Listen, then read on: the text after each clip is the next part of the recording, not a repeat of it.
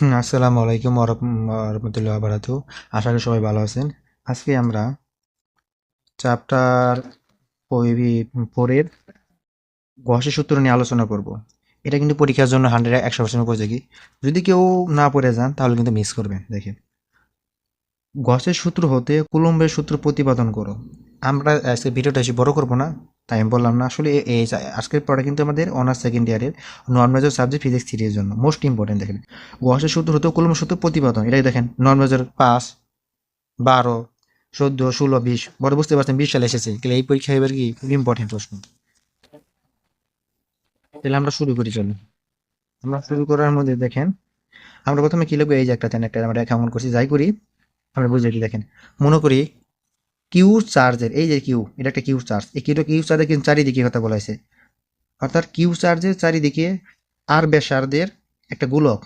আর এই যে Q charge, দেখেন এই যে কিউ চার্জ, আমার ব্যাসার্ধ কিন্তু আর, এইখান থেকে এখানে দূরত্ব কত আর। এই দূরত্ব মানে কি দেখেন, এইখান থেকে যেখানে ধরতে আমি সম্পর্ক কিন্তু ব্যাস, আর ব্যাসার্ধ কিন্তু ব্যাসার্ধ। তাহলে এইখান থেকে আমার এইখান থেকে এসে আমার কি ব্যাসার্ধ কত আর। আমি এইখান থেকে এদিকে দিলে আর হবে, এদিক দিয়ে আর হবে, এদিক দিয়ে আর হবে। অর্থাৎ এই যে কিউ চার্জের এই যে চারিদিকে আমি ধরলাম, চারিদিকে কিন্তু সমান দূরত্ব আছে আর। কারণ এটা যদি বৃত্ত হয়, বৃত্তির মাঝখান থেকে যদি তার এই কেন্দ্র থেকে এই পাশের অংশটা আমরা ধরি, প্রত্যেক জায়গায় কিন্তু আমার ব্যাসার্ধ কি সমান হবে। অর্থাৎ মনে করি কিউ চার্জের চারিদিকে আর ব্যাসার্ধের একটি গুলীয়, এই যেটা কিন্তু একটা গুলীয় গসীয় তলের উপর লম্বভাবে ক্রিয়াশীল, অর্থাৎ এই গুলীয় গ্যাসের উপর লম্বভাবে ক্রিয়াশীল তড়িৎ প্রবলক হবে কি ই। এখানে উপরে কিন্তু ব্যাক চিহ্ন হবে, এবং এর মান পৃষ্ঠের কি সকল বিন্দুতে সমান। যদি পৃষ্ঠের সকল বিন্দু সমান হয় তবে সেটা কি হবে? সুষম তড়িৎ ক্ষেত্র হবে, সুষম তড়িৎ প্রবলক। এখন দেখেন গসীয় তল কি আমার ডিয়াস, এই দেখেন টল আমরা চিহ্ন দিচ্ছি, এখানে কি ডিয়াস ভেক্টর, আর এখানে আমার তড়িৎ প্রবলক কি ই। আর এখানে আমরা এই বক্সের মধ্যে করে চিহ্নতে বোঝাইছি, এখানে তলটা কি ডিয়াস, আর আমার ই। এর মধ্যে কোণের পরিমাণ কি হবে? আমাদের শূন্য হবে। তাহলে গসের সূত্র অনুসারে আমরা কি পাই? এই যে ঘন সূত্র অনুসারে ধরুন আমরা যেটা লিখি যে ফাই সমান কি কিউ বাই আবার কি ইপসাইল, আমার ইপসাইলন নট। এটা আমরা সূত্রটা পাইছিলাম আগে, আমরা যাকে সূত্র প্রমাণ করছিলাম এখান থেকে দেখেন, যে ফাই সমান কি কিউ বাই ইপসাইলন নট, এটা লিখতে পারি। বা কেউ যদি এলেন না লেখা সরাসরি এলেন লিখতে পারেন, কিন্তু হবে কিন্তু গেলে এখানে আমরা পরে অংশ কি ধরে যে দেখেন। এখন আমাদের কি হবে? যে কোজিনিকেশন E vector DS vector by Q by epsilon naught.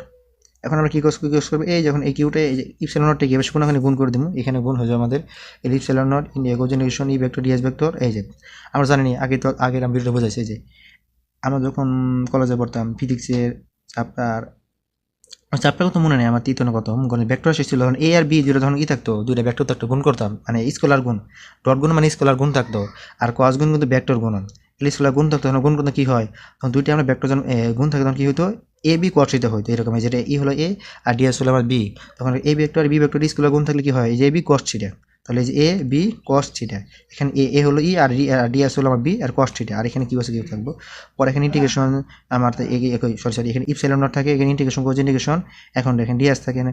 এখন যদি এখানে বলছে যে কোণের পরিমাণ কি শূন্য, যদি পরিমাণ শূন্য হয় তাহলে থিটার মানটা কি হবে? আমার কি হবে? শূন্য হবে, আর কিউ থাকবে। এখন কস থিটার মান কত? মানে জিরো মান কত? 1। এখন 1 এর সাথে ডিএস গুণ করলে ডিএসই হবে। পরে দেখেন আমরা কি কাজটা করি, এইখানে আমরা ইপসাইলন নট আমরা বাইরে রাখলাম, এই ইটা কি করছে আমরা বাইরে নিয়ে এসে পড়ছি, কারণ এটা আমার দুভাগ করে ধরে রাখেন। এখন ইন্টিগ্রেশন শুধু কি থাকে? ডিএস থাকে, বেশি কিউ থাকে। আর দেখেন এখানে লিখছি কিন্তু আমরা গোলীয় পৃষ্ঠের ক্ষেত্রফল, এই যে ইন্টিগ্রেশন এডিএস এর কি পায়ের স্কয়ার, অর্থাৎ এটা ক্ষেত্রফল কিন্তু কি হয়? পায়ের স্কয়ার। দেখুন আমরা খেয়াল করি, আমরা যদি ইন্টিগ্রেশন করি এটা করতে, আমি যদি করে কি হয়? পায়ের স্কয়ার হয়। আর এস হয়, এস এর ক্ষেত্রফল কিন্তু পায়ের স্কয়ার। তাহলে এখানে আমরা দেখেন শুধু কি রাখবো? আমরা শুধু এইটা রাখবো, আমরা তড়িৎ ক্ষেত্র নির্ণয় করবো, এইটা রাখবো। এবার আমাদের এই যে দেখেন, এখন এই যে এবার কিউ থাকবো, কিউটা রাখছি। এটা কেন লিখছি আমি খেয়াল করে দেন। এবার সময় কি আছে? যে 4πε0। এবার যখন দিব তখন কি ভাগ হইব? তাহলে যে 1/4πε0 এইভাবে থাকবো, 1/4πε0। আর এবার কিউ থাকবো, আর এই যে আটটা কি করবো? আর স্কার এবার কি ভাগ হয়ে যাবে, এবার গুণাকারে এবার ভাগ হইব। এখন গোলক পৃষ্ঠের উপর যে বিন্দুতে, এই যে গোলক পৃষ্ঠ, এই পৃষ্ঠের যে বিন্দুতে ই নির্ণয় করতে হবে, সেখানে একটা বিন্দু কিউ নট আদানকে আমরা স্থাপন করি। তাহলে কি এই যে কিউ নট আদানের উপর যে বল কাজ করে তাহলে কি এফ সমান কি ই, এই যে ই ইন্টু কিউট। আমরা পড়তাম আমরা তড়িৎ ক্ষেত্রের মধ্যে এই যে ই সমান এফ বাই কিউ, ওই সূত্র থেকে এটা আইছে, এফ সমান কি ই ইন্টু কিউ। তাহলে এখানে আমার ই এর মানটাকে, ই এর মানটা এই যে এর মানটা বসে দিই এখান থেকে, যে 4/ইপসাইলন নট, আর এখানে Q by r square, r square, আর আগে দেখেন আমরা এখান থেকে এই কাজটা করতে পারি।